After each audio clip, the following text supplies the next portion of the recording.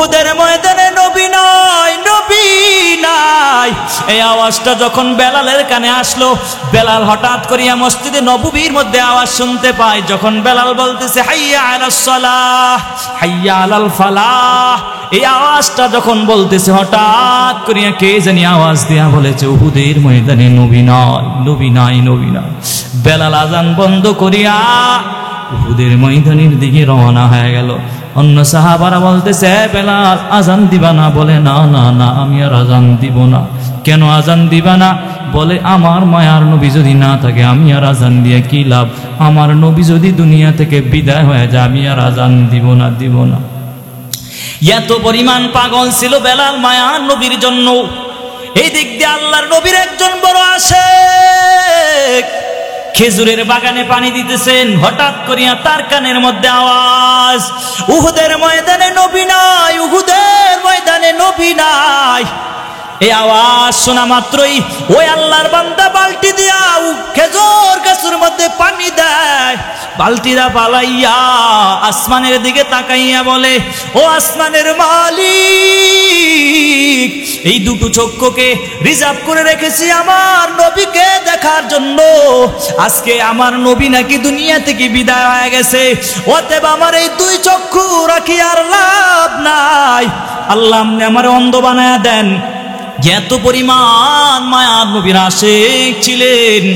এই দিক দিয়ে উহুদের ময়দানে রক্তে রঞ্জিত হয়ে গেল, লাল হয়ে গেল। অন্যান্য সাহাবায়ে কেরামরা রক্তে রঞ্জিত হয়ে গেল, আমার মায়ার নবীও রক্তে রঞ্জিত হয়ে গেল।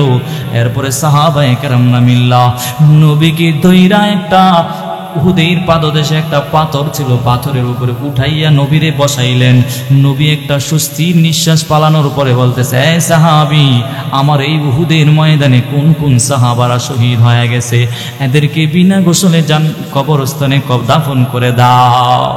সাহাবায়ে কেরামরা তল্লাশি শুরু করে দিল, কোন কোন সাহাবীরা শহীদ হয়েছে এদেরকে দাফন করে দেওয়া লাগবে। নবীর কথা শোনার পরে সবাইকে তালাশ করার জন্য যখন মাঠে ময়দানে নেমে গেল, আল্লাহর একজন বান্দি আইসা বলতেছে নবী গো, আপনার একজন সাহাবী উহুদের ময়দানে শহীদ হয়েছে, এরে গোসল ছাড়া এরে দাফন যেন না করে। কেন, কি ব্যাপার? কয় আমার স্বামী গোসলখানায় গিয়েছে, রাত্রেবেলা সহবাস করার পর তার উপরে গোসল ফরজ হয়েছে। গোসল না করিয়াও যখন গোসলখানায় ঢুকেছে, হঠাৎ করে আওয়াজ পেয়েছেন উহুদের ময়দানে নবী নাই। এই আওয়াজটা শোনা মাত্রই গোসল ফালাইয়া উহুদের ময়দানে দৌড় দিয়ে চলে এসেছে। অতএব গোসল ছাড়া যেহেতু চলে আসছে, আবার শহীদ হয়ে গেছে। নবী গো, আমার আপনার এই সাহাবীকে গোসল ব্যতীত কবরস্থানে দাফন করবেন না। নবী ও সাহাবায়ে কেরামকে ডাক দিয়ে বলেছে এই সাহাবী, আমার কোন সাহাবী হানজালা নামে ব্যক্তি আছে, ওই নাকি গোসল ফরজ ছিল, তাকে গোসল ছাড়া এর দাফন করিও না। এই কথা বলার পর আল্লাহ তাআলা জিব্রাইলকে পাঠায়া দিয়ে বলে নবী, আপনার এই হানজালা সাহাবীর আর গোসল করার দরকার নাই। আমি আল্লাহ বেহেশতের পানি দ্বারা হানজালার গোসল করায়া দিলাম, বিনা গোসলে হানজালারও দাফন করে দাও। বলেন না সুবহানাল্লাহ। এত পরিমাণ দামি বেলাল। এই বেলাল কি পরিমাণ দামি বাবা! মক্কা বিজয়ের আগে নবী বারবার মক্কার দিকে তাকাইয়া আফসোস করে বলেছে এই মক্কা, আজকে আমার আপন লোকেরা আমারে থাকতে দেয় না, এরা সবাই আমারে তাড়ায়া দেয়। মক্কার দিকে নবী তাকাইয়া তাকাইয়া কান্না করে আর বলে এই মক্কা, একদিন না একদিন বিজয় লাভ হবে, মক্কা তোর সাথে সাক্ষাৎ হবে। একদিন মক্কা বিজয় হয়ে যাওয়ার পর নবী এত পরিমাণ খুশি হয়ে গেছেন, খুশি হওয়ার পরে আজকে জোহরের নামাজ জামাতের সাথে আদায় করবে। সাহাবায়ে কেরামদেরকে এমন একটা মজলিসের মধ্যে বসাইলেন আর বলেছে তোমরা পরামর্শ দাও, আজকের এই মক্কা বিজয় হওয়ার পর জোহরের নামাজ জামাত কে পড়াবে, জোহরের নামাজের আজানটা কে দিবে, মক্কা বিজয়ের আজানটা কে দিবে? একজন পরামর্শ দাও। একজন দাঁড়াইয়া বলেছে আজকের বিজয়ের আজান দিবে হযরতে আবু বকর বলে আবু বকর কে? যে আবু বকর আপনার জন্য হিজরতের সময় দাঁড়ায় ছিল, আপনার অপেক্ষায় ছিল। নবী একদিন আবু বকরের ঘরের দরওয়াজার সামনে গিয়ে নক করা মাত্রই আবু বকর বলে লাব্বাইকা ইয়া মুহাম্মদ। নবী গো, এত রাত্রে আপনি আমার দরওয়াজায় আসলেন? আবু বকর জবাব দিয়ে বলে, ও আল্লাহর নবী, যেদিন আপনি আমার ইশারা আতান বলেছেন একদিন হিজরতে যাব, সফরের সঙ্গী তুমি হইবা, ওই দিন থেকে আমি দিনের বেলা যতই কাজ করি, রাতের বেলা দরওয়াজার পাশে দাঁড়াইয়া দাঁড়াইয়া আপনার জন্য অপেক্ষা করি। নবী গো, শুধু আমি অপেক্ষা করি তাই না, আমার মেয়ে আসমাও আপনার জন্য অপেক্ষা করে। বলে তাই নাকি? আল্লাহর নবী এত কিছু শোনার পর আল্লাহর কাছে হাত তুলে দোয়া করেছে, ও দয়ার মালিক, আপনার এই যে আল্লাহর বান্দা, এত এমন কি ত্যাগ মানুষ মানুষের জন্য করতে পারে নাকি? আল্লাহ গো, আবু বকরের সফরটা মক্কা থেকে মদিনায় পর্যন্ত হতে পারে না, আল্লাহ আপনি তাকে জান্নাত পর্যন্ত আবু বকরের সফরটা করে দেন। এমন করে নবী তার জন্য দোয়া করেছেন। নবী গো, আজকের বিজয়ের আজান দেবে আবু বকর। আবু বকর, নবী বলে তুমি বসো, আর একজন দাঁড়াও। আরেকজন দাঁড়ায় বলতেছে আজকের বিজয়ের আজান দিবে ওমর। কে সে ওমর? যে ওমর 39 নম্বর ব্যক্তিরা মুসলমান হওয়ার পরে 40 নম্বরে ওমর মুসলমান হওয়ার পর হাতিমে কাবার মধ্যে ঢুকিয়া তরবারিটা নিয়ে বলতেছে, কে নবীর বিরুদ্ধে কথা কয় আমি তার গর্দান উড়াইয়া দিব। নবী গো, আপনার এই সাহাবী ইসলামের কালেমা গ্রহণ করার পর আপনি এরপরে এতদিন যাবৎ গোপনে গোপনে আসলে ইসলামের দাওয়াত দিতেন, ওমর ইসলাম গ্রহণ করার পর আপনি প্রকাশ্যে ইসলামের দাওয়াত দিয়েছেন। নবী গো, আজকে বিজয়ের আজান দেবে আসমার আপনার সাহাবী ওমর। তুমি নবী বলে তুমি বসো, আরেকজন দাঁড়াও। আরেকজন দাঁড়ায় বলছে আজকের বিজয়ের আজান দেবে আপনার জামাতা উসমান। উসমান কে? বলে আপনার দুটো মেয়েকে আপনি যাকে দিয়েছিলেন আপনার জামাতা উসমান আজকের বিজয়ের আজান দিবে। জান্নাতের মধ্যে সকল নবীদের এক একজন জান্নাতের মধ্যে একজন বন্ধু থাকবে। নবী গো, আপনার বন্ধু থাকবে হযরতে উসমান। হতে আজকের বিজয়ের আজান কেউ দিবে না, উসমান দিবে। নবী বলে তুমি বসো, আরেকজন দাঁড়াও। আরেকজন দাঁড়াইয়া বলে আজকের বিজয়ের আজান দেবে হযরতে আলী। কে সে আলী? আপনি তো বলেছেন আপনি হলেন হিকমতের ঘর, আর হিকমতের ঘরের দরওয়াজা হলো আলী। অতএব আজকের বিজয়ের আজান কেউ দিবে না, আজকের বিজয়ের আজান দিবে আপনার সাহাবী ওমর। নবী বলে তুমি বসো। নবী বড় চিন্তায় পড়ে গেলেন, কে আজকের বিজয়ের আজান দিবেন? আল্লাহ জিব্রাইল আমিনকে পাঠায় দেয়া বলে, এ জিব্রাইল দ্রুত যাও, আমার নবী চিন্তায় পড়ে আছেন, আজকের বিজয়ের আজান কে দিবেন? আল্লাহর নবীর কাছে এসে জানায় দেয়, ও নবী আপনি চিন্তা করবেন না, আজকের বিজয়ের আজান কে দিবে? আল্লাহর আরশের সিদ্ধান্ত, আজকের বিজয়ের আজান দিবে হযরতে আবু বকরের কণ্ঠেও হবে না, আজকের বিজয়ের আজান হযরতে ওমরের কণ্ঠেও হবে না, আজকের বিজয়ের আজান হযরতে উসমানের কণ্ঠেও হবে না, আজকের বিজয়ের আজান হযরতে আলীর কণ্ঠেও হবে না, আজকের বিজয়ের আজান দিবে আল্লাহর আরশের সিদ্ধান্ত। আজকের বিজয়ের আজান দিবে আপনার সাহাবী হযরতে বেলাল। নবীও চিৎকার করে, বেলাল কই? তুমি আমার কোলে আসো। বেলাল, তুমি আল্লাহর কাছে এত পরিমাণ দামি, এত পরিমাণ দামি, এত পরিমাণ দামি হয়েছেন বেলাল, কিন্তু তারপরও তো বেলাল রাদিয়াল্লাহু তাআলা আনহু ইমানের এত পাওয়ার ছিল বাবা, তারপরও তো ইসলাম ধর্ম ছেড়ে দেয় নাই, কালেমা ছেড়ে দেয় নাই। এত পরিমাণ দাম, ইমানের এত পরিমাণ দাম। যদি কোনো বান্দা যদি একবার শুধু পড়ে লা ইলাহা ইল্লাল্লাহু মুহাম্মাদুর রাসূলুল্লাহ, নবী হাদিসের মধ্যে জানা দেয় যারা এই কালেমাটা পড়েছো সে কোশ্চিনকালও জাহান্নামের মধ্যে যাইতে পারে না। এজন্য বাবা ঈমানটা বড় মজবুত করা লাগবে। সব কিছুর আগে ঈমান। যার ঈমান যত মজবুত তার আমল তত সুন্দর হবে। ইমান মজবুত হইলেই তো আপনার আমলটা সুন্দর হবে বাবা। ইমান দুর্বল হওয়ার কারণে আজকে আমাদের আমলগুলো দুর্বল হয়ে গেছে। আল্লাহ কোরআনে জানায় দেয়া বলে, আমার আদেশ নিষেধ মানার পর, নবীর সুন্নাত গ্রহণ করার পর যদি তোমরা জান্নাতুল ফেরদাউস পেতে চাও, দুটো কর্মসূচি নিয়ে যদি সামনে আগাতে পারো। 1 নম্বর কর্মসূচি হলো ঈমান আনয়ন করা লাগবে। 2 নম্বর কর্মসূচি হলো আমল সালেহ করা লাগবে। কি করা লাগবে? আমল সালেহ। কত আমল তো আমরা করি। আমল কিন্তু আবার 2 প্রকার, একটা হলো নেক আমল আর একটা হলো বদ আমল। বদ আমল আবার 2 প্রকার, ফাহশা মুনকার। এই বাবা ভালো করে বুঝবেন, আজকে আমরা আমল করি, আমাদের আমলের মধ্যে মানুষকে দেখানোর জন্য আমরা আমল করি। আমল করা লাগবে, আমলটা করবেন। আল্লাহ তাআলা কোরআনের এক জায়গায় বলেন, তাবারাকাল্লাযী বিয়াদিহিল মুলক ওয়া হুয়া আলা কুল্লি শাইইন কাদির।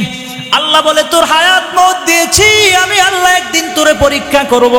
পরীক্ষা করার পর লিয়াবিলুয়াকুম আইয়ুকুম আহসানু আমালা, কে কত সুন্দর আমল করতে পারো।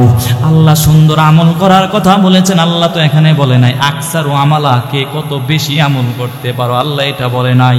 আল্লাহ বলেছেন, বা এই বান্দা কে কত সুন্দর আমল করতে পারো। সুন্দর আমল আল্লাহর কাছে বড় দামি। কোন আমলটার কথা নবী জানায়া দিয়ে বলে, আমরা যে নামাজ পড়ি, একদিন বান্দার উপরে আল্লাহ বিপদ দিলে নামাজ বাড়াইয়া পড়ে। হ্যাঁ, বাড়াইয়া পড়ে না? যেদিন বিপদ আসে তাহলে নামাজ বাড়াইয়া পড়ো। না না, আল্লাহর কাছে এমন আমলের দাম নাই। আল্লাহ বলেন, আমার কাছে কি আমলের দাম জানোনি বাবা? আমার কাছে ওই আমলটার বড় দাম, যে আমলটা সর্বদাই করা হয়, নিয়মিত আমল করা হয়। কথার কথা, আপনি মাগরিবের পরে সুন্নত 2 রাকাত পড়ার পরে নফল 2 রাকাত পড়লেন, আওয়াবিন 6 রাকাত আপনি নিয়মিত তেলাওয়াত করেন, তাহলে এটা হলো দাইমানি আমল। আল্লাহর কাছে এই আমলটা বড় দামি হয়ে যায়।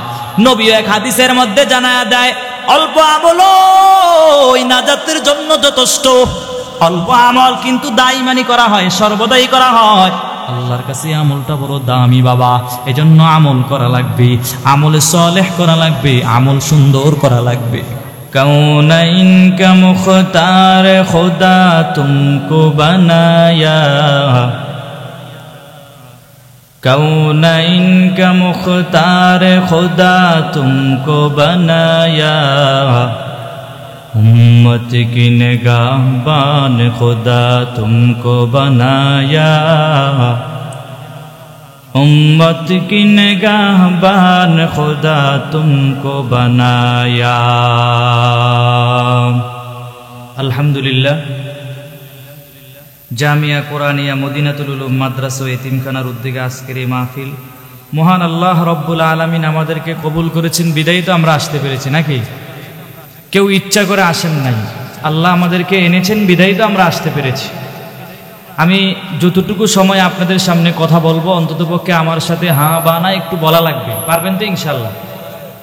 আজকের এই মাহফিল কোনো বছরে প্রতিদিন হয় না, প্রতিদিন হয়, বছরে একবার হয়। এই একবারের মধ্যে আজকের এই দিনটাকে যারা কোরবানি করতে পারে নাই, এখনো পর্যন্ত বিভিন্ন জায়গায় আড্ডায় লিপ্ত আছে, বিভিন্ন দোকানে পাড়ে মাদ্রাসার মাহফিলে আসতে পারে নাই, অবশ্যই আল্লাহর কাছে আপনার জবাবদিহিতা করা লাগবে। রসুলের হাদিসের ভাষ্য অনুযায়ী এটা জান্নাতের বাগান, জান্নাতের বাগানে আসতে পারেন নাই, আল্লাহর কাছে জবাবদিহিতা করা লাগবে। সময়টা কোন কাজে লাগাইয়াছেন আল্লাহ অবশ্যই জিজ্ঞাসা করবেন। এজন্য আমরা যারা এদিক সেদিক ঘোরাফেরা করছি, আমি বলবো আজকের এই রাতটাকে আমরা কোরবানি করে আমরা মাদ্রাসার মাহফিলে প্যান্ডেলে চলে আসব। যেহেতু আল্লাহ রব্বুল আলামিন আমাদেরকে কবুল করেছেন, এজন্য মালিকের দরবারে শুকর আদায় করার দরকার আছে কি নাই? জোরে বলেন। অবশ্যই দরকার আছে। আল্লাহ তো বলছেন, আমার নিয়ামতের শুকর আদায় কর, কদর কর, আমি আল্লাহ বাড়াইয়া দিব। যারা আমার নিয়ামত পাওয়ার উপরে বৃদ্ধাঙ্গুলি দেখায়, এই যে এত সুন্দর করে আল্লাহ বানাইছেন, দুটো পাও দিয়েছেন, চক্ষু দিয়েছেন, হাত দিয়েছেন, কোনোদিন আল্লাহর কাছে আমি আর আপনিও বলি নাই আল্লাহ আমার সুন্দর করে বানায়েন। আল্লাহ বলে, আসমান জমিন বানাইতে গিয়েও আমি কসম খাই নাই, কিন্তু মানুষ বানাইতে গিয়ে আমি আল্লাহ কসম করেছি। কেন কসম করেছেন? আল্লাহর কথা কি আবার কোনো ভেজাল আছে নাকি? নাই। তারপর আল্লাহ কেন কসম খান? আল্লাহকে গুরুত্ব বোঝানোর জন্য। আসমান জমিন বানাইতে ফি সিত্তাতি আইয়াম, 6 দিন সময় লাগছে, কিন্তু এটা মানুষ বানাইতে গিয়া আল্লাহ অনেক সময় নিয়েছেন।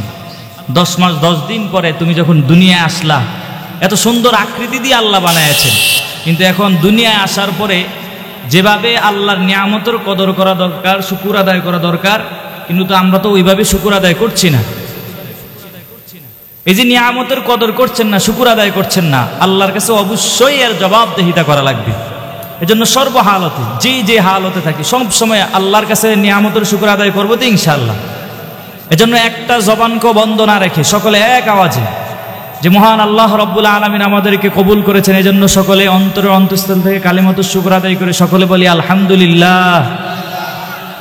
এই যে আলহামদুলিল্লাহ বলে শুকর আদায় করেছেন, লস হয়েছে? লস হয় নাই, বরং লাভ হয়েছে। আল্লাহ রব্বুল আলামিন যারা আল্লাহর নিয়ামত পাওয়ার পরে যারা কদর করে এবং শুকর আদায় করে, আল্লাহ ফেরেশতাকে ডাক দিয়ে বলে, তাকাইয়া দেখ আমার বান্দা আমার নিয়ামত পাওয়ার পরে শুকর আদায় করেছে, আমি তো আল্লাহ বিনিময়ে তার বাড়াইয়া দিমুই, আর তোরা ফেরেশতাও তার আমলনামায় সওয়াবটা লিপিবদ্ধ করে দাও। আর যারা আল্লাহর নিয়ামত পাওয়ার পরে শুকর আদায় করো না, আল্লাহ এদের ব্যাপারে কোরআনের মধ্যেও জানাইয়াছেন, ইন্না আযাবি লাশাদীদ। আল্লাহ বলে যারা আমার নিয়ামত পাওয়ার পরে শুকর আদায় করলি না, বৃদ্ধাঙ্গুলি দেখাও, আমি আল্লাহ এদের জন্য আযাবের ব্যবস্থা করে রেখেছি, আযাবের মধ্যে আল্লাহ গ্রেফতার করবেন। এজন্য বাবা, এই যে চাঁদপুর নদী এলাকা, বিভিন্ন জায়গায় অনেক পানি আছে, এই যে নদীর মধ্যে আল্লাহ কি পরিমাণ মাছ দিয়েছেন, আজ পর্যন্ত কোনো জেলেরাও গণনা করতে পারে নাই। নদীর মধ্যে আল্লাহ এত পরিমাণ মাছ দিয়েছেন, কোনোদিন আল্লাহর কাছে আমরা বলি নাই আল্লাহ এত প্রকারের মাছ দিবেন আমরা খামু, কিন্তু আল্লাহ দয়া করে মায়া করে এত পরিমাণ মাছ দিয়ে দিলেন। কিন্তু এত মাছ পাওয়ার পরও আল্লাহ বলে, বান্দা প্রতিদিন তোর কাছে বোয়াল মাছ ভালো লাগবে না, বিদায় আমি আল্লাহ কাতল মাছের ব্যবস্থা করে দিলাম, জানি তোর কাছে প্রতিদিন কাতল মাছটাও ভালো লাগবে না, এজন্য আমি অন্য কত রকমের মাছ আমি আল্লাহ দিয়ে দিলাম। আল্লাহ বলে প্রতিদিন তোর কাছে মাছ ভালো লাগবে না, বিদায় তো আমি আল্লাহ মোরগের গোশত হালাল করে দিলাম।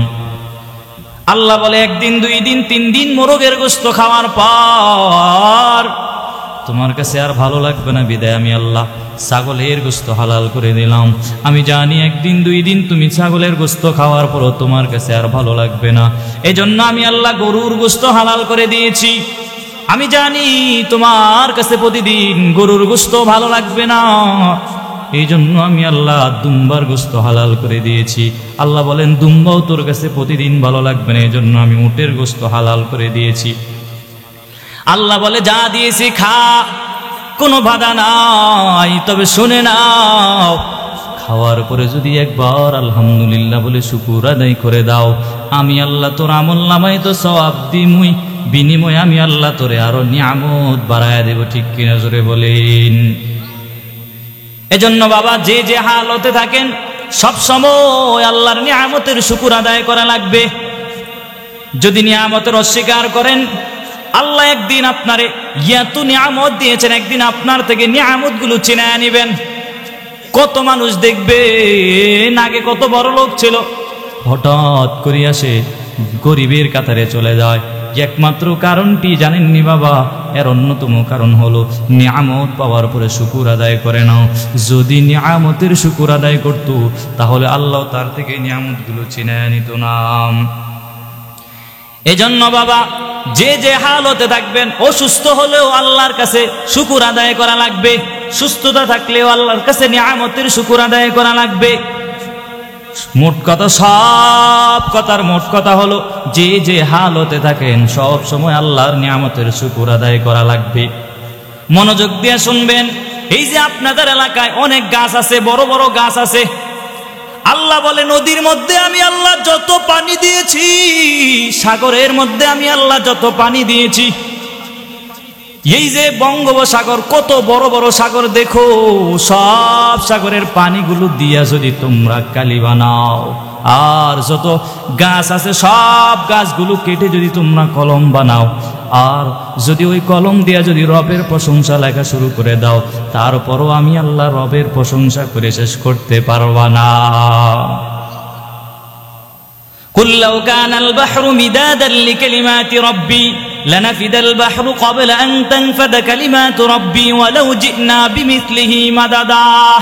আল্লাহ বলেন, আমি আল্লাহ এত বড়, আমি আল্লাহর প্রশংসা তুমি করে শেষ করতে পারবা না। নদীর মধ্যে যত পানি আছে সব পানি দিয়া কালি বানাও, আর যত গাছ আছে গাছ দিয়ে যদি তুমি কলম বানায় যদি লেখা শুরু করে দাও, তারপরও আমি আল্লাহর প্রশংসা লিখে শেষ করতে পারবা না। আল্লাহ তো এত কথা আল্লাহ জানায়া দিয়েছেন, এত নিয়ামত দেওয়ার পরও তোমরা নিয়ামতের শুকর আদায় করো না। মুসা নবী কিন্তু কারুন রে এত পরিমাণ বুঝাইছেন, হে কারুন আল্লাহর রাস্তায় যাকাত দাও, কিন্তু কারুন তো কোনোভাবেই মেনে নিল না। এজন্যই তো আল্লাহর নবী মুসা তারপরে বলেছেন, আল্লাহ কোরআনের মধ্যে জানায়া দিয়ে বলেছে, ফাখাসাফনা বিহি ওয়া বিদারিহিল আরদ, কিয়ামত পর্যন্ত এর জন্য বদদুয়া করে দিলেন। কারণ আল্লাহর রাস্তায় যাকাত না দেওয়ার কারণে কিয়ামত পর্যন্ত তার এই মসনদ সহকারে প্রতিদিন এক বিগত করে নিচে যেতেই থাকবে। কিন্তু বুঝে নাই, ক্বালা ইন্নামা উতিতুহু আলা ইলম, বলেছে আমি নিজের জ্ঞান খাটাইয়া খাটাইয়া বড় লোক হইছি, আবার আল্লাহর রাস্তায় কেন যাকাত দিব? অশিক্ষিত জানাই আছেন। কিন্তু বলে আমার আল্লাহ তো আমারে দেয় নাই, বরং আমি নিজে নিজে বড় হয়েছি। এই যে একটা অহংকারী করার কারণে আল্লাহ তাআলা কিয়ামত পর্যন্ত তার মসনদ সহকারে, এখনো যদি মিশরে যাও দেখতে পাবেন প্রতিদিন এক বিগত করে, কারণ তার মসনদ নিয়ে যেতে থাকবে, এখনো পর্যন্ত যাইতেছে। এজন্য বাবা অহংকারী করা যাবে না। টাকা পয়সা আল্লাহ দিয়েছেন, ধন দৌলত সব কিছু আমার আল্লাহ দিয়েছেন, সব সময় অহংকারের ভিতরে ঢুকানো যাবে না, আল্লাহর রাস্তায় দান করা লাগবে। এত নিয়ামত আল্লাহ দিয়েছেন, কোনদিন আল্লাহর কাছে আমি আর আপনি আবদার করি না, আল্লাহ আমার নিয়ামত দেন। দয়া করে মায়া করে আল্লাহ এত নিয়ামত দিয়েছেন, কিন্তু তুমি আর আমি আল্লাহর নিয়ামতের কদর করি না, শুকর আদায় করি না। হে বাবা, ভালো করিয়া শুনবেন, ভালো করিয়া বুঝবেন। আপনারে আল্লাহ একটা সন্তান দিয়েছেন, একটা সন্তান দিয়েছেন, কিন্তু সন্তানরাও মানুষ বানাইতে পারো নাই। সন্তানও একটা নিয়ামত। এই যে মাদ্রাসার আজকে মাহফিল হচ্ছে, এখানে কত ছাত্ররা পড়াশোনা করে এক সময় ওলামায়ে কেরাম হয়ে যাবে, বড় হুজুর হয়ে যাবে। কত বাবার সন্তানেরা রমজান মাসে বিভিন্ন মসজিদের মধ্যে খতমে তারাবির মধ্যে তেলাওয়াত করেনি। যদি বাবা ওই সন্তানের পিছনে দাঁড়াইয়া যদি একবার একটু তেলাওয়াত শুনে, বাবার মনটা কেমনে জানি কত প্রফুল্ল হয়ে যায়, কত খুশি আনন্দ লাগে। ও বাবা, এজন্য সন্তান পাইয়া যারা মাদ্রাসায় পড়ায় না, আমি বলি না আপনার সন্তানরে বড় হুজুর বানানো লাগবে। শুধু একটা কথাই বলবো বাবা, সন্তান আল্লাহ দিয়েছেন, সন্তানকে দ্বীনের রাস্তায় একটু যদি ইলমি দ্বীন যদি একটু শিক্ষা করাইতে পারেন, আপনার কাজে আসবে বাবা। দুনিয়া থেকে বিদায় হয়ে যাবেন, আপনার সন্তান আপনার লাশের সামনে দাঁড়াইয়া আপনার জন্য দোয়া করবে। আর যদি সন্তানকে যদি না ইলমি দ্বীন শিক্ষা না দেন, তাহলে যখন বাবা মারা যাবে দৌড় দিয়ে নুরানি মাদ্রাসায় গিয়ে বলবে, হুজুর গো আমার আব্বা দুনিয়া থেকে বিদায় হয়ে গেছে, তাড়াতাড়ি করে একটা কোরআনের খতম লাগান। কিন্তু হুজুররা ঠিকই 10 জনে গিয়া কোরআন খতম করবে, কিন্তু একজন হুজুরের চোখ দিয়েও পানি আসবে না, পানি আসবে না। হুজুরের অন্তরে থাকবে আমরা খতম করার পরে হাদিয়া পামু, কিন্তু আপনি তো চোখ দিয়ে বেবে পানিগুলো পড়বে, কিন্তু 10 জন হুজুরের মধ্যে একজন হুজুরও আপনার আব্বার জন্য কান্না করবে না। এই জন্য বাবা হুজুর বাড়া করার দরকার নয়। নিজের ছেলেটাকে যদি হাফেজ বানাইতে পারেন, নিজের ছেলেরে যদি আলেম বানাইতে পারেন, আল্লাহর কাছে বড় দামি হয়ে যাবেন। আল্লাহর নবী হাদিসের মধ্যে জানায়া দেয়া বলে, একজন হাফেজের কি পরিমাণ দাম, একজন হাফেজের এত পরিমাণ দাম। হাসরের ময়দানে আল্লাহ বলবে, হাফেজ সাহেব তোর 10 জন মানুষের সুপারিশ করার অধিকার আমি আল্লাহ দিয়ে দিলাম। এমন 10 জনের ব্যাপারে সুপারিশ করবে যাদের উপরে আল্লাহর জাহান্নাম ওয়াজিব হয়ে গেছে, এমন 10 জনকে সুপারিশ করে করে করে করে আল্লাহর জান্নাতের মধ্যে ঢুকাইয়া দিবেন। আর আলেম হইলে তো আরো বড় দাম। একজন আলেমের কি পরিমাণ দাম, মায়ার নবী হাদিসের মধ্যে জানা আছেন, একজন আলেম অগণিত মানুষকে সুপারিশ করে জান্নাতের মধ্যে ঢোকায় দিবেন। কি পরিমাণ দাম! এজন্য বাবা, এলাকায় একটা মাদ্রাসা হয়েছে, এটা আপনাদের এলাকার জন্য কতই না সৌভাগ্যবান, ঠিক কিনা জোরে বলেন। আমি বলবো বাবা, এই যে আসমান দেখেন জমিনের মধ্যে, জমিন থেকে আমরা তাকাইয়ে দেখি আসমান কত উপরে, কিন্তু জমিন থেকে কোনো খুঁটি নাই, আসমানটা কেমনে দাঁড়ায় আছে? হাদিসে নবী জানাইয়া বলেন, এই যে তোমরা দেখতেছো আসমান, আসমানেরও কিন্তু খুঁটি আছে। সেই খুঁটিটা হলো আমার এই যে কিছু ছোট ছোট বান্দারা আল্লাহর কালামুল্লাহ তেলাওয়াত করে। কারণ নবী হাদিসের মধ্যে জানা, যতদিন পর্যন্ত এই জমিনের মধ্যে একজন আল্লাহ বলনেওয়ালা লোক থাকবে, অতদিন আমি আল্লাহ কিয়ামত দিব না। মাদ্রাসার মধ্যে একটু ঢুকিয়া দেখেন না বাবা, মাদ্রাসার মধ্যে কি করা হয়। 16 বছর রাজত্ব কইরা কতজনে কত তোহমত লাগাইছে, মাদ্রাসার মধ্যে জঙ্গির ট্রেডিং হয়, কতজনে কত কথা বলেছেন, বিরুদ্ধ কথা বলেছেন। কিন্তু বাবা একটু ডুইগা দেখেন মাদ্রাসার মধ্যে কি পড়ানো হয়। আপনি যখন বইরা যাবেন, আপনার জানাজা আপনার সন্তানে পড়াবি। আরে বাবা, কত জায়গায় দেখলাম, এক জায়গায় গতকালকের আগের দিনও মাহফিলে দেখলাম যে মানুষগুলোর দেখলাম মাদ্রাসার মধ্যে যখন ছোট ছোট বাচ্চাদেরকে জানাজার নামাজের নিয়ত পড়ানো হয়, আবার স্টেজের মধ্যে প্রদর্শনীও দেখানো হয়। ছোট ছোট বাচ্চা কত সুন্দর করে জানাজার নামাজ পারে, কিন্তু তুমি আর আমি পারি না। এত বড় হয়ে গেছেন, এখনো পর্যন্ত জানাজার নামাজটা পারেন না। আল্লাহর কাছে কি জবাব দিবেন বাবা? এজন্য আমার আল্লাহ সন্তান দিয়েছেন, একটা বড় নিয়ামত। বড় হয়েছেন, কি হয়েছে? কিন্তু যদি একটু সময় দিয়া যদি মসজিদের ইমাম সাহেবের কাছে গিয়া যদি জানাজার নামাজের নিয়তটা এবং সূরা কেরাতগুলো একটু শিখতে পারেন, আপনি আল্লাহর কাছে বড় দামি হয়ে যাবেন। এজন্য বাবা, 10টা সূরাও যদি শিখতে পারেন, 5 বেলার নামাজ ঠিক মতো আদায় করতে পারেন, আর যদি না পড়েন, আল্লাহর কাছে আপনার অবশ্যই জবাবদিহিতা করা লাগবে। একটা ঘটনা আমি আপনাদেরকে শোনাই, মূল আলোচনায় ঢোকা লাগবে। তাবলীগের মধ্যে যদি আপনি সময় দিতে পারেন, আপনিও দামি হয়ে যাবেন। একটা কারগুজারি আপনারা শুনেন বাবা। এক আল্লাহর বান্দা প্রতিদিন বাড়ি যায়, বাড়ি যাইয়া তরকারির মধ্যে যদি একটু লবণ কম হয়, খাবারে যদি একটু বেজাল হয়, ওই আল্লাহর বান্দা বউ পিটানো শুরু করে দেয়। এত পরিমাণ পিটা দেয়, পাশের বাড়ির হিন্দু মহিলারা পর্যন্ত মুসলমানের বাড়ির আওয়াজ শোনা যায়। ওই মহিলারাও পর্যন্ত আফসুস করে বলে, হায় হায় কি মারি দূর করে, প্রতিদিন প্রত্যেক বেলায় বেলায় স্ত্রী সাহেবাকে স্বামী মার দূর করে। একদিন হঠাৎ করে এলাকার মধ্যে তাবলীগ জামাত আসলো। তাবলীগ জামাত আসার পর এলাকার মধ্যে ওই তাবলীগের মানুষগুলো রাস্তায় দোকানে গিয়া গিয়া মানুষকে বুঝায়, বাবা একটু মাগরিবের পরে একটু বয়ান হবে, যদি বয়ান একটু সময় দেন অনেক লাভ হবে, এমন করে মানুষকে বুঝাইয়া মসজিদের মধ্যে নিয়ে আস। একজনের কাছে যাওয়ার পরে বলে, ভাই যান, আপনারা যেহেতু তাবলীগের দাওয়াত নিয়ে আসছেন, আমরা একটা কথা বলি। বলে কি বলো? বলে অমুক বাড়ির একজন লোক আছে, এর একটু বুঝাইয়া যদি তাবলীগে নিয়ে যাইতে পারেন বড় ভালো হইতো। এবার ওই তাবলীগের লোকেরা গিয়া তার বাড়ি গিয়া তারে বুঝাইলো, ভাইজান 40 দিন যদি একটা চিল্লা লাগাইতেন বড় ভালো হইতো। এই কথা বুঝানোর জন্য তার বাড়ি গেল। বাড়িতে বুঝানোর পর আল্লাহর বান্দার অন্তরের মধ্যে আল্লাহর রহমত ঢুকে গেল। আল্লাহর বান্দা রাজি হয়ে গেছে, ঠিক আছে আমি 40 দিনের জন্য বের হব। 40 দিনের জন্য বের হওয়ার জন্য প্রস্তুতি নিয়েছেন। স্ত্রী সাহেবাকে বলছে, আমি 40 দিনের জন্য বের হব। স্ত্রী সাহেবা বলে, অবাক, কি ব্যাপার, আসলে তাই নাকি? বলে, হ্যাঁ আমি 40 দিনের জন্য বের হব।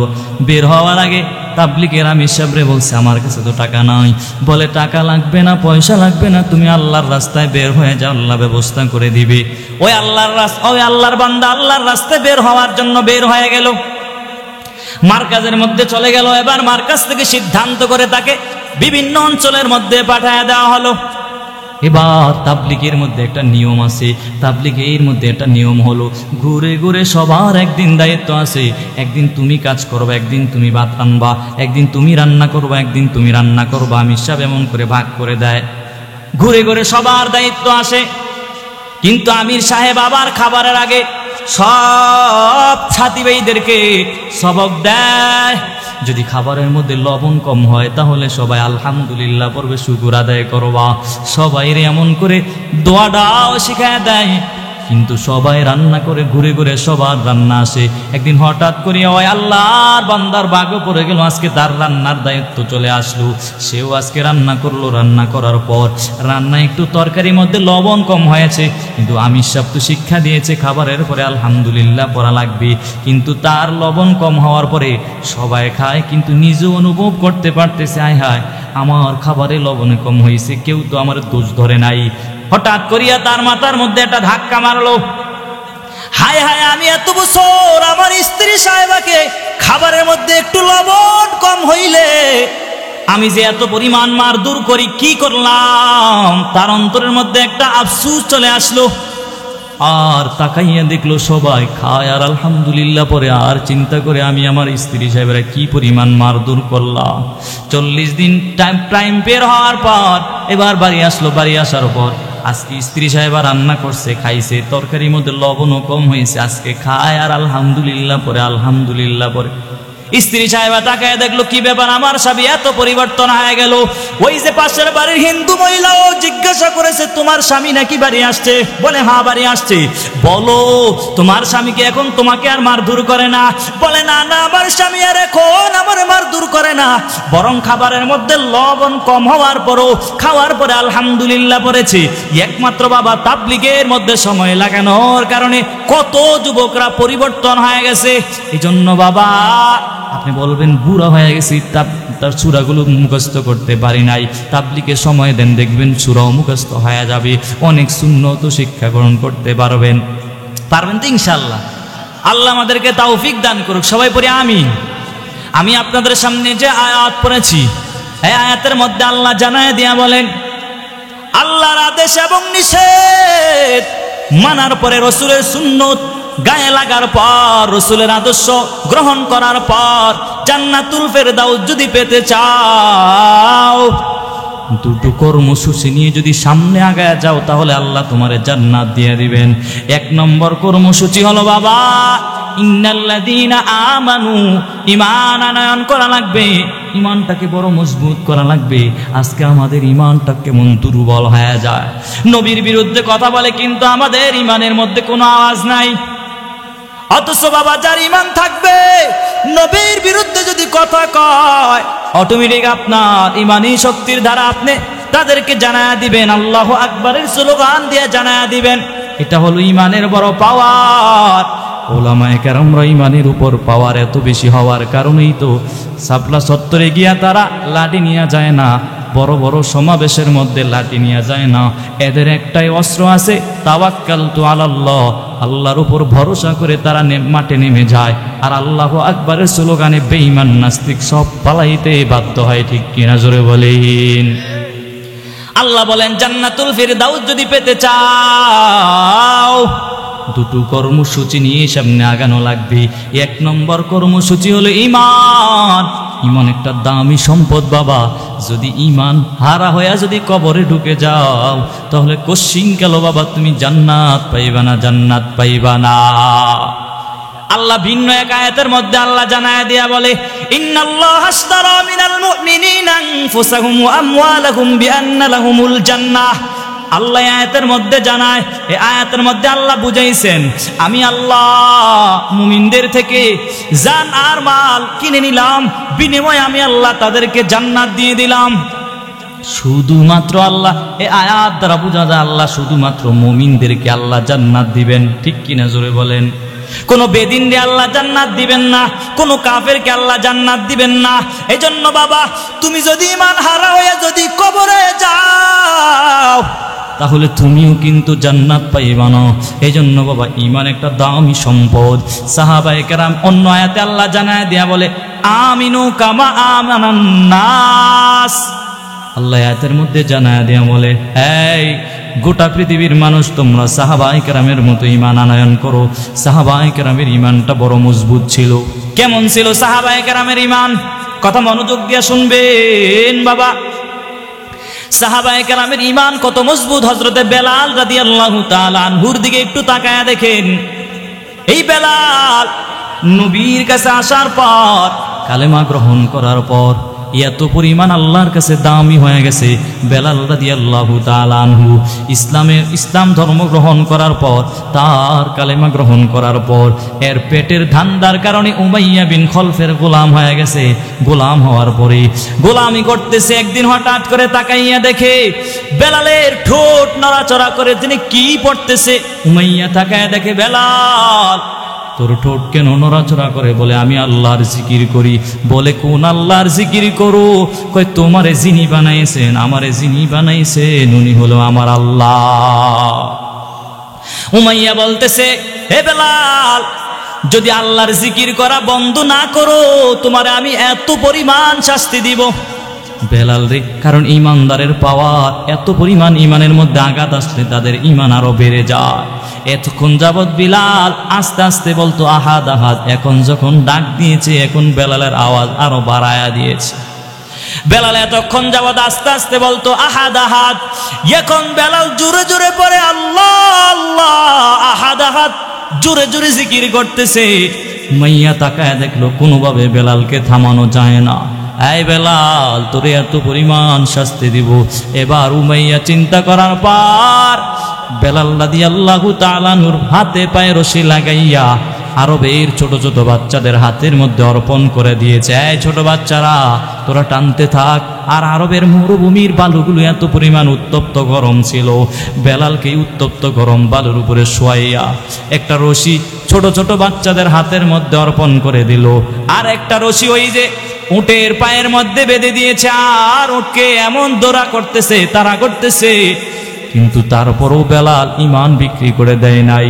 বেলাল রাদিয়াল্লাহু তাআলা আনহু আসমানের দিকে তাকাইয়া বলে, আল্লাহ গো, দুনিয়ার মধ্যে আপনি যদি আমারে আরো শাস্তি দেন আমার কোনো আফসোস নাই আল্লাহ, তবে জাহান্নামের আগুনের মধ্যে আল্লাহ না জ্বল। বেলাল এমন করে কান্না করতেছে আর আসমানের দিকে তাকায়া আছে। এত পরিমাণ কষ্ট দিয়েছে। একদিন বেলালের উপরে এত পরিমাণ আক্রমণ করতেছে, পাশ দিয়ে হযরতে আবু বকর রাদিয়াল্লাহু তাআলা আনহু রাস্তা দিয়ে যাইতেছেন। হঠাৎ করে একটা আওয়াজ শুনতে পাইল, বেলালকে মারধর করতেছে। আবু বকর রাদিয়াল্লাহু তাআলা বাড়ি আসলো। আসার পর উমাইয়াকে বলল, উমাইয়া, তোমাদের লাইনের একটা গোলাম আমার কাছে আছে, তোমাদের লাইনের গোলামটা আমি দিয়ে দিব, বিনিময় বেলালকে আমাদের দিয়া দাও, আর কিছু টাকাও দিব, দিয়া দাও। কিন্তু উমাইয়া মানতে চায় নাই।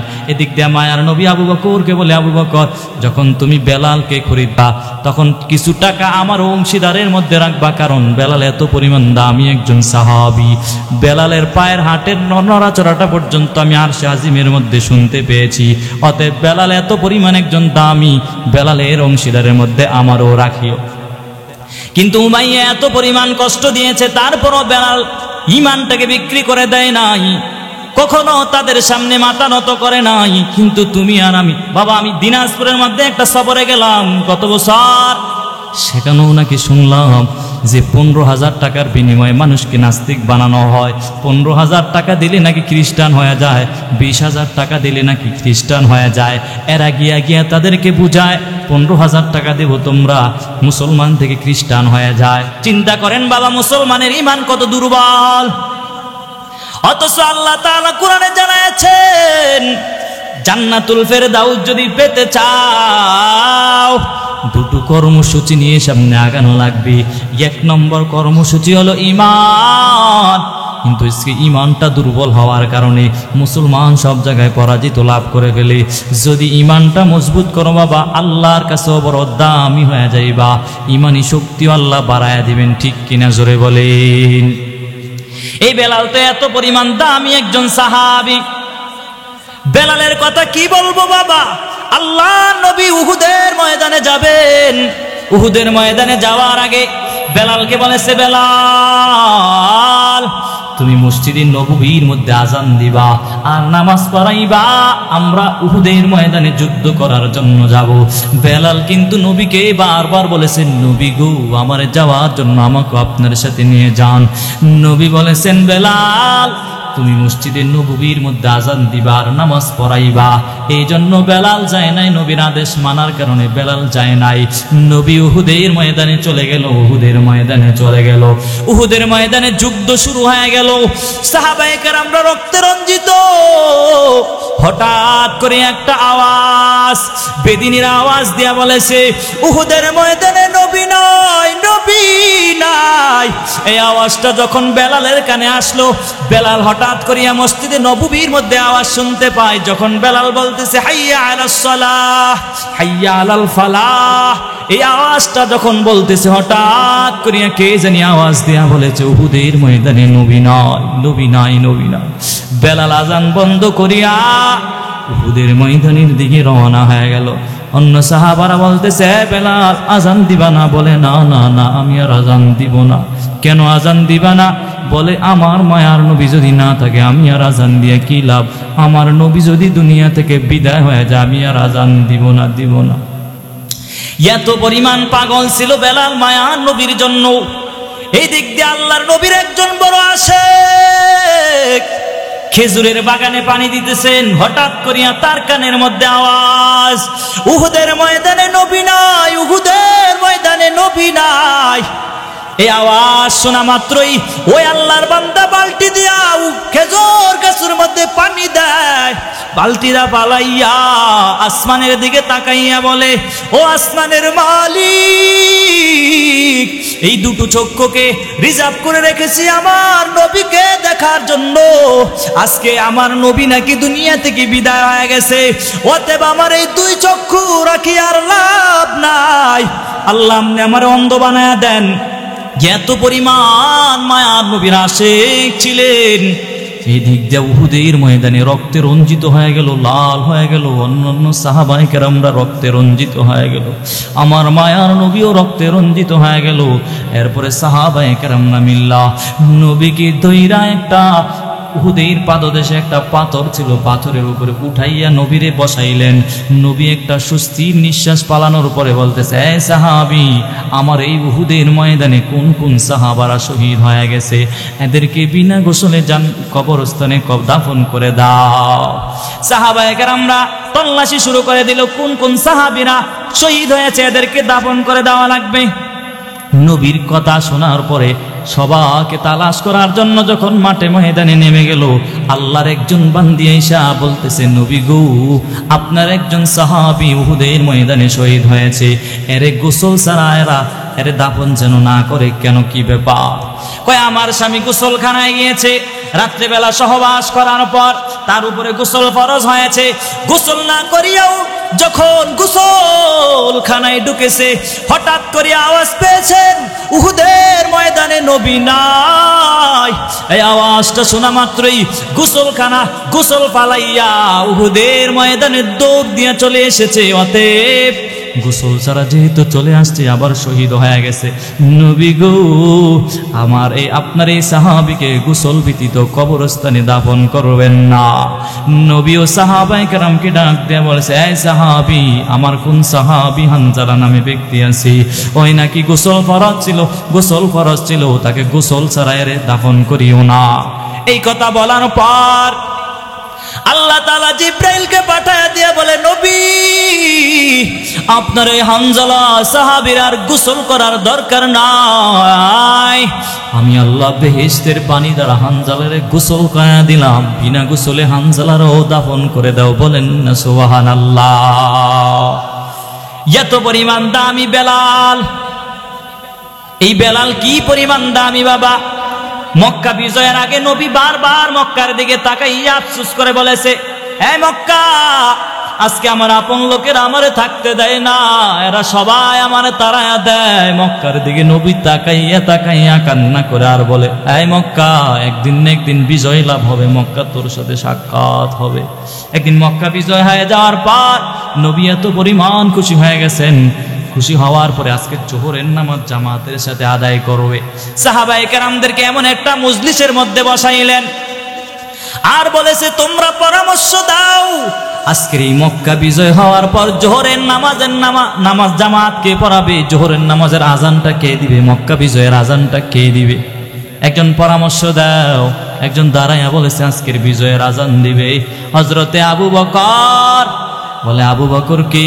যে আবু বকর আপনার জন্য হিজরতের সময় দাঁড়ায়া ছিল, আপনার অপেক্ষায় ছিল। নবী একদিন আবু বকরের ঘরের দরওয়াজার সামনে গিয়ে নক করা মাত্রই আবু বকর বলে লাব্বাইকা ইয়া মুহাম্মদ। নবী গো, এত রাত্রে আপনি আমার দরওয়াজায় আসলেন? আবু বকর জবাব দিয়ে বলে, ও আল্লাহর নবী, যেদিন আপনি আমার ইশারাতান বলেছেন একদিন হিজরতে যাব, সফরের সঙ্গী তুমি হইবা, ওই দিন থেকে আমি দিনের বেলা যতই কাজ করি, রাতের বেলা দরওয়াজার পাশে দাঁড়াইয়া দাঁড়াইয়া আপনার জন্য অপেক্ষা করি। নবী গো, শুধু আমি অপেক্ষা করি তাই না, আমার মেয়ে আসমাও আপনার জন্য অপেক্ষা করে। বলে তাই নাকি? আল্লাহর নবী এত কিছু শোনার পর আল্লাহর কাছে হাত তুলে দোয়া করেছে, ও দয়ার মালিক,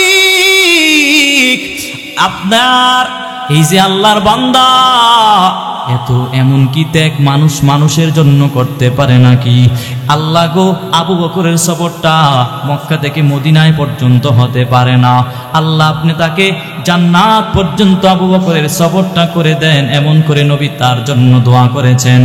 নবী গো, আজকের বিজয়ের আজান দেবে আবু বকর। আবু বকর, নবী বলে তুমি বসো, আর একজন দাঁড়াও। আরেকজন দাঁড়ায় বলতেছে আজকের বিজয়ের আজান দিবে ওমর। কে সে ওমর? যে ওমর 39 নম্বর ব্যক্তিরা মুসলমান হওয়ার পরে 40 নম্বরে ওমর মুসলমান হওয়ার পর হাতিমে কাবার মধ্যে ঢুকিয়া তরবারিটা নিয়ে বলতেছে, কে নবীর বিরুদ্ধে কথা কয়, আমি তার গর্দান উড়াইয়া দিব। নবী গো, আপনার এই সাহাবী ইসলামের কালেমা গ্রহণ করার পর আপনি এরপরে এতদিন যাবৎ গোপনে গোপনে আসলে ইসলামের দাওয়াত দিতেন।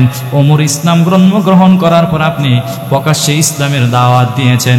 নবী গো, আজকে বিজয়ের আজান দেবে আসমার আপনার সাহাবী ওমর। তুমি নবী বলে তুমি বসো, আরেকজন দাঁড়াও। আরেকজন দাঁড়ায় বলছে আজকের বিজয়ের আজান দেবে আপনার জামাতা উসমান। উসমান কি? বলে আপনার দুটো মেয়েকে আপনি যাকে দিয়েছিলেন আপনার জামাতা উসমান আজকের বিজয়ের আজান দিবে। জান্নাতের মধ্যে সকল নবীদের এক একজন জান্নাতের মধ্যে একজন বন্ধু থাকবে। নবী গো, আপনার বন্ধু থাকবে হযরতে উসমান। হতে আজকের বিজয়ের আজান কেউ দিবে না, উসমান দিবে। নবী বলে তুমি বসো, আরেকজন দাঁড়াও। আরেকজন দাঁড়াইয়া বলে আজকের বিজয়ের আজান দেবে হযরতে আলী। কে সে আলী? আপনি তো বলেছেন আপনি হলেন হিকমতের ঘর, আর হিকমতের ঘরের দরওয়াজা হলো আলী। অতএব আজকের বিজয়ের আজান কেউ দিবেন, আজকের বিজয়ের আজান দিবে আপনার সাহাবী ওমর। নবী বলে তুমি বসো। নবী বড় চিন্তায় পড়ে গেলেন, কে আজকের বিজয়ের আজান দিবেন? আল্লাহ জিব্রাইল আমিনকে পাঠায় দেয়া বলে, এ জিব্রাইল, দ্রুত যাও, আমার নবী চিন্তায় পড়ে আছেন, আজকের বিজয়ের আজান কে দিবেন? আল্লাহর নবীর কাছে এসে জানায়া দেয়, ও নবী আপনি চিন্তা করবেন না, আজকের বিজয়ের আজান কে দিবে? আল্লাহর আরশের সিদ্ধান্ত, আজকের বিজয়ের আজান দিবে হযরতে আবু বকরের কণ্ঠেও হবে না, আজকের বিজয়ের আজান হযরতে ওমরের কণ্ঠেও হবে না, আজকের বিজয়ের আজান হযরতে ওসমানের কণ্ঠেও হবে না, আজকের বিজয়ের আজান হযরতে আলীর কণ্ঠেও হবে না, আজকের বিজয়ের আজান দিবে আল্লাহর আরশের সিদ্ধান্ত। আজকের বিজয়ের আজান দিবে আপনার সাহাবী হযরতে বেলাল।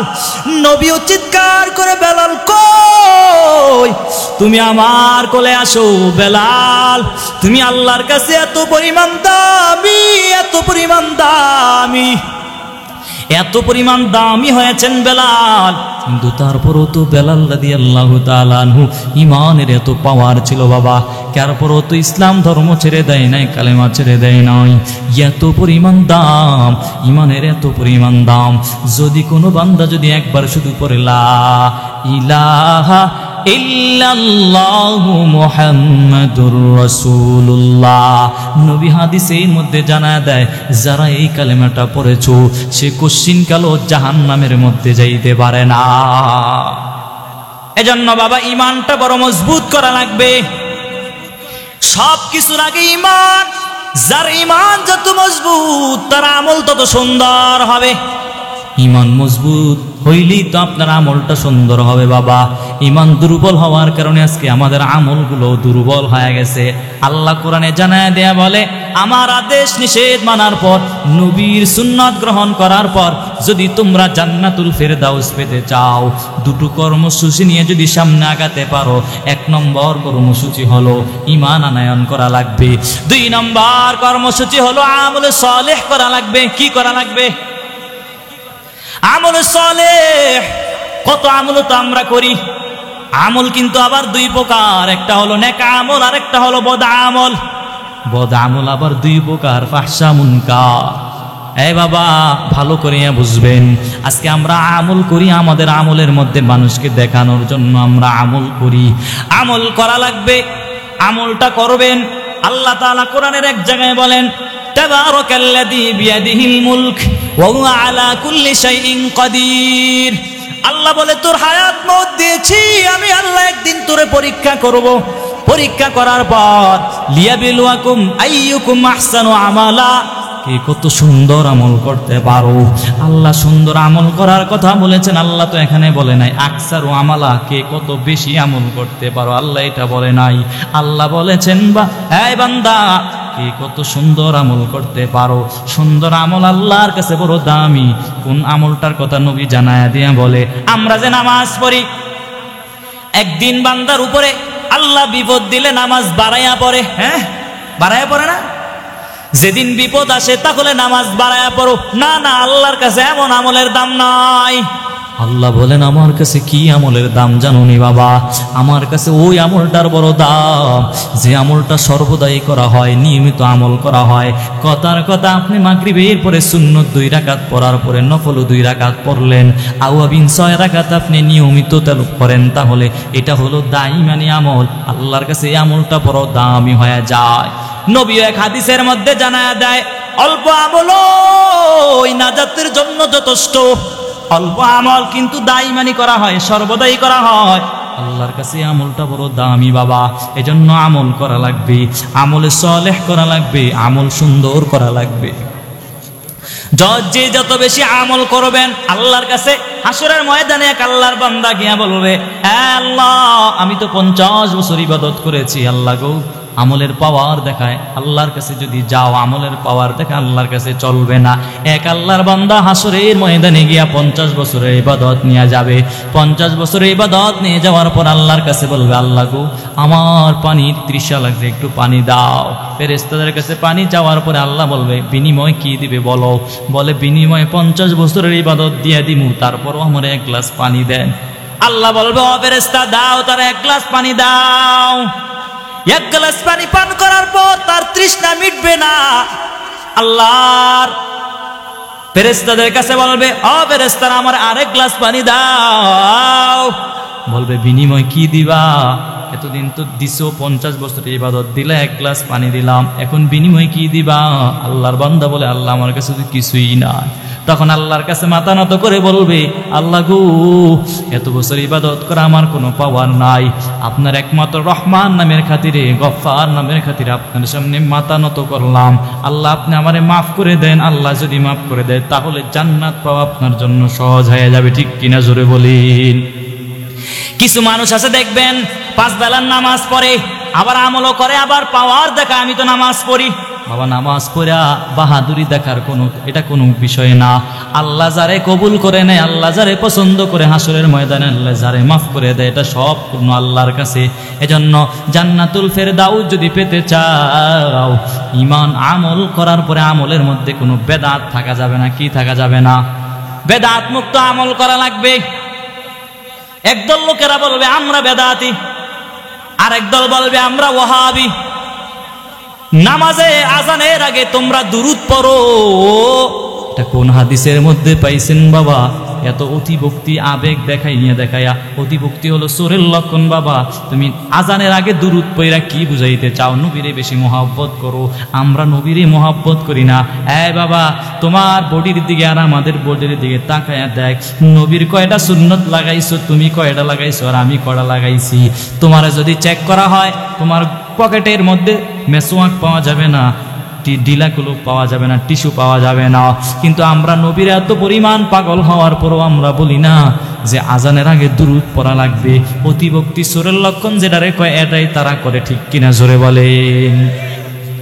নবীর আশেক দাবি করো, দেওয়ালে দেওয়ালে বিশ্ব আশেকে রসুল, বিশ্ব আশেকে রসুল তো এরা লাগায়, মূলত এরা বিশ্ব আশেকে শয়তান, ঠিক কিনা জোরে বলেন? জশ্নে জুলুস পালন কইরা কি বুঝাইতে চাও? রেলি করে মানুষকে কি বুঝাইতে চাও বাবা?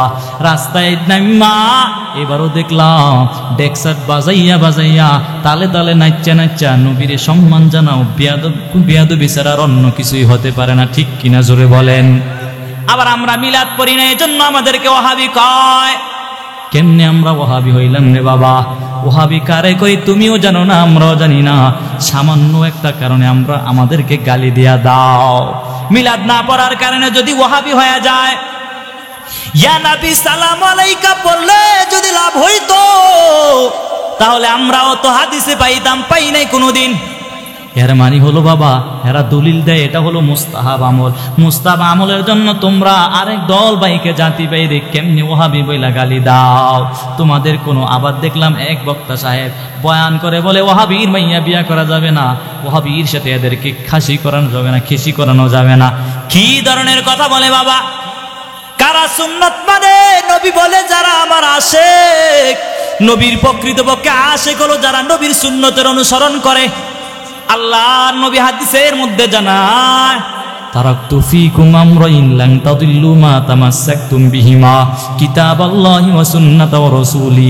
নবী বলেন আমি তোমাদের মাঝে দুটো বিষয় রেখে যাই, দুটো জিনিস রেখে যাই। এক নম্বর হলো আল্লাহর কিতাব, আল্লাহর কালামুল্লাহতে তোমরা আঁকড়ে ধরো। দুই নম্বর হলো নবীর সুন্নত। এই দুটো জিনিসকে যদি তোমরা আঁকড়ে ধরতে পারো, লান তাদিল্লু, কখনো পথভ্রষ্ট হইতে পারো না। অতএব যারা নবীর আশেক দাবি করো, যারা নবীর এত ভালোবাসা দেখাও, আমাদের মতো এত ভালোবাসা তোমরা ভালোবাসো না।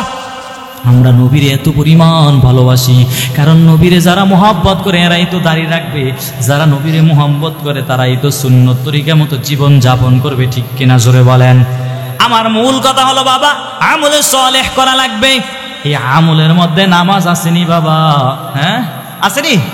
আমরা একটু দুনিয়ার মধ্যে যদি একটা অন্ধকার রুমের মধ্যে যদি ঢুকায়া দেয়, তাহলে মানুষ বড় ভয় পায়। আর কবরের স্থানটা কেমন হবে বাবা? কবরের ডানো মাটি, বামও মাটি, সামনেও মাটি, পিছনেও মাটি, উপরেও মাটি, অন্ধকার। আমি এখনই বয়ান ছেড়ে দেব বাবা, 1 মিনিট 2 মিনিট আর কথা বলবো বাবা, একটু মনোযোগ দিয়ে শুনবেন। খবরে রাখার পর মাওলানা সাহেবের সুয়াল ভিন্ন হবে, বিষয়টা এমন না। রিস্কার ড্রাইভারের সুয়ালটা ভিন্ন হবে, বিষয়টা এমন নয়। এই যে মাদ্রাসার মুহতামিম সাহেবের সুয়ালটা ভিন্ন হবে, প্রশ্নটা ভিন্ন হবে, বিষয়টা এমন নয়। মাওলানা কে মুফতি, কে আলেম, কে গায়রে আলেম, সবার কিন্তু প্রশ্ন তিনটাই হবে, কারো প্রশ্ন ভিন্ন হবে না। যদি প্রশ্নের জবাব দিতে পারেন বাবা, আল্লাহ তাআলা ফেরেশতাকে বলবে এর কবরের একটা রাস্তা জান্নাতের সাথে লাগায়া দাও। আর যারা আল্লাহর নাফরমানি করেছে, নামাজ পড়ে নাই, ঠিক মতো আমল করে নাই, এরা যদি সুয়ালের জবাবগুলো না দিতে পারে, আল্লাহ ফেরেশতাকে বলবে ও ফেরেশতা, এদের কবরের একটা রাস্তা জাহান্নামের সাথে লাগায় দাও। আর কবরের মধ্যে সাপ চলে আসবে, বিচ্ছু চলে আসবে। যতই চিল্লা পাল্লা করবা আমারে বাঁচাও, আমারে বাঁচাও, কেউ আর তোমারে বাঁচাইতে পারবে না রে বাবা, কেউ বাঁচাইতে পারবে না। কবরের মধ্যে আযাব হয়, মাঝে মাঝে বিশ্বাস করার জন্য আল্লাহ দুনিয়ার মধ্যে মাঝে মাঝে দেখায় দেয়। দেখবেন কবরস্থানে যদি কোনো গরু আনবে, গরু কবরের আযাব দেখতে পায়, গরু দড়ি ছিঁড়া এরা পালানোর জন্য চেষ্টা করে। কারণ নবীও যখন কবরের পাশ দিয়া যাইতেন, নবী হাউমাউ করে চিল্লা কান্নাকাটি শুরু করে দিতেন। সাহাবীরা বলতেন নবী গো আপনি কবর দেখলে কেন কান্না করেন? তখন নবী জবাব দিয়া বলে, এই সাহাবী, কবরের মধ্যে যে সওয়াল জবাবটা হবে, প্রথম গাটি যেই বান্দা পার হতে পারবে তার বাকি গাটিগুলো সহজ হয়ে যাবে। নবীও কবরস্থান দেখলে কান্না করতেন। কেন কান্না করতেন? কারণ কবরের প্রথম ঘাটি যারা পার হতে পারবে বাকি ঘাটিগুলো তাদের জন্য সহজ হয়ে যাবে। এজন্য বাবা একটু ভিতরে চিন্তাটা ঢুকান। আজকের এই মাহফিলেই বয়ান হবে, অনেক ওলামায়ে কেরামরা আলোচনা করবে। আপনারা যদি বাড়িতে যান, আমার এই বয়ান থেকে আপনারা একটা কথাও যদি আমল না করেন বাবা, তাহলে না এই মাহফিল দিয়ে আমাদের কোনো লাভই হলো না। তবে দুইটা কথা আপনারা মনে রাখবেন, এই জিন্দেগিতে যদি জান্নাতুল ফেরদাউস পেতে চান, দুটো জিনিস নিয়ে আগানো লাগবে। এক নম্বর ঈমানটাকে মজবুত করা লাগবে, দুই নম্বর নেক আমলগুলো বেদাত মুক্ত শিরক মুক্ত আমল করা লাগবে। পারবেন তো ইনশাআল্লাহ? আল্লাহ আমাদেরকে তৌফিক দান করুক। সবাই বলি আমিন। পারবেন তো ইনশাআল্লাহ? সবাই হাত তোলেন। সবাই পারবেন তো পাঁচ বেলার নামাজ জামাতের সাথে আদায় করতে? আয় আল্লাহ, আপনার বান্দারা হাত তুলেছে। আল্লাহ ও দয়ার মালিক, এই ফরিদগঞ্জে আল্লাহ আপনার বান্দারা খাঁটি বান্দারা হাত তুলেছে, পাঁচ বেলার নামাজ ঠিক মতো আদায় করবে। আল্লাহ গো, এদেরকে পাঁচ বেলার নামাজ জামাতের সাথে আদায় করার তৌফিক দিয়ে দেন। সবাই পড়ি আমিন। আসসালামু আলাইকুম ওয়া রাহমাতুল্লাহি ওয়া বারাকাতুহু।